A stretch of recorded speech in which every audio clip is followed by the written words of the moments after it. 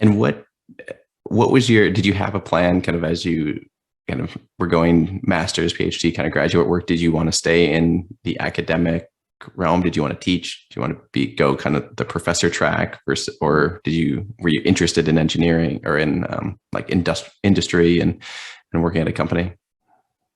So I was always interested in this intersection between business and technology. And it's funny because now I sort of like have an idea of what that means. Like at the time, I didn't really know what that meant. But actually, so after I got my PhD, I was a congressional fellow. So I worked on Capitol Hill as an advisor to one of Ohio's senators, where it was like for a year, I was in the DC office and was working with legislation, meeting with constituents, writing speeches, doing all that stuff. And it's interesting. So that was really sort of a great early career experience for me to learn the policy side of things. But also opened my eyes up because, again, a lot of this industrial policy stuff, there's a lot of interactions with the government. So even though I was working in government, it was really meeting with the business people and the local constituents that got me really excited. And that's what really launched that part of my career in terms of this business and technology sort of intersection. And so what part of, like, how were you kind of leveraging some of your materials background, kind of your technical background with that particular role? Like, I'm curious to see or hear more about what's the nature of some of those conversations. So you're having conversations with small businesses like, hey, like we need these resources, or like, how do we work with the DoD to, like, we have this technology, like what was the nature of some of the interactions there?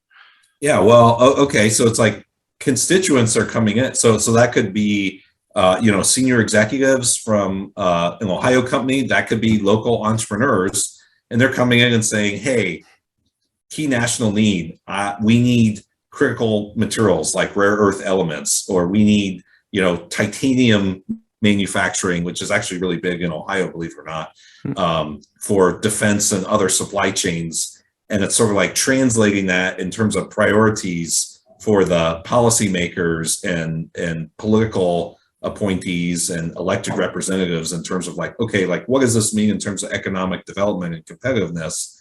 Because, if you don't have a technically trained engineer in there to translate it, I mean, obviously you can explain it as a layperson, but one of the things that I'm really proud of that we helped bring together was a bipartisan Department of Energy program on offshore wind turbines. And it's like, okay, so like that all sounds good. People can support wind turbines and all that, but it's like, okay, there's the whole supply chain discussion. Where are you going to make things, and what are the barriers in terms of specific materials in manufacturing, right? And the offshore wind turbines are huge, right? So it's like huge foundation, huge blades, shipping them around. Like there's a lot of technical content there in terms of making good policy. For sure. And I mean, you start to see kind of the different layers too, right? Like you have to sell a very high level story, like whether it's wind turbines or something like that. People can kind of understand what it is in 2 sentences, but all the things that kind of come down and flow to that with, okay, who's going to make them? How do you get all the materials? Is like that level of detail, like it's immense for any sort of policy decision, I'm imagining. Not to mention just like the different stakeholders on each side of it, right? Yeah, and I'd still like to think that we can do like science-driven or economically driven policy. And so actually at that time, we were in the early stages of discussing the Manufacturing Institute. So this was 2009, 2010.